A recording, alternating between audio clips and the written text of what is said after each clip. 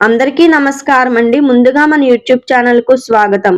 మనం ఈ వీడియోలో తిరుప్పావైలో ఉన్న 21వ పాసురం గురించి తెలుసుకుందాం.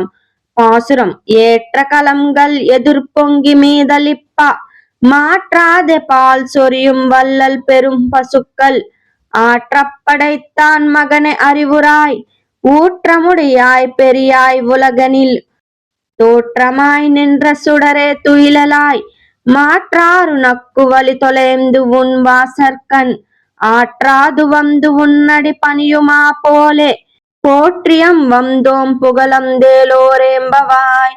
ఈ పాసురం యొక్క భావార్థం, ఈ పాసురంలో గోపికలు కృష్ణుడిని నేరుగా మేలుకొలుపుతూ ఇలా అంటున్నారు. పాలు నిండిపోయి పొంగి పొర్లిపోతూ ఎప్పుడూ తగ్గకుండా పాలు కురిపించే గొప్ప ఆవులు ఉన్న గోకులానికి నువ్వే కుమారుడివి. అపారమైన బలశక్తి కలిగిన వాడివి, మహానుభావుడివి, ఈ లోకంలో వెలుగులా ప్రకాశిస్తున్న వాడివి. ఓ కృష్ణ, ఇక నిద్ర మానుకొని లేచిరా. నీ శత్రువులందరూ తమ శక్తిని కోల్పోయి నీ ద్వారం దగ్గరకు వచ్చి భయంతో నీ పాదాలకు నమస్కరిస్తున్నట్లే మేము కూడా భక్తితో గౌరవంతో నీ మహిమను కీర్తిస్తూ ఇక్కడికి వచ్చాము. ఇక్కడ చెప్పిన పాలు పొంగి పొర్లే ఆవులు అంటే గోకులంలోని సమృద్ధి, ఐశ్వర్యం, క్షేమం.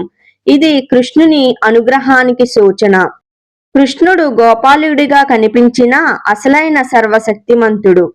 కృష్ణుడు ఈ లోకానికి దారి చూపే దివ్యకాంతి. శత్రువులు కూడా కృష్ణుని ఎదుట శక్తి కోల్పోయి నమస్కరిస్తారు. అంటే భక్తితో వస్తే భయం అవసరం లేదు. భగవంతుని దగ్గరకు ఖాళీ చేతులతో కాదు, భక్తితో నిండిన హృదయంతో రావాలి. ఈ పాసురం యొక్క సారాంశం ఏమిటి అంటే, సర్వశక్తిమంతుడైన కృష్ణుని ముందు భక్తితో తల వంచితే ఆయనే ఆశ్రయం. ఇది తిరుప్పావైలో ఉన్న 21వ పాసురం. తరువాత వీడియోలో మనం 22వ పాసురం గురించి తెలుసుకుందాం. ధన్యవాదములు.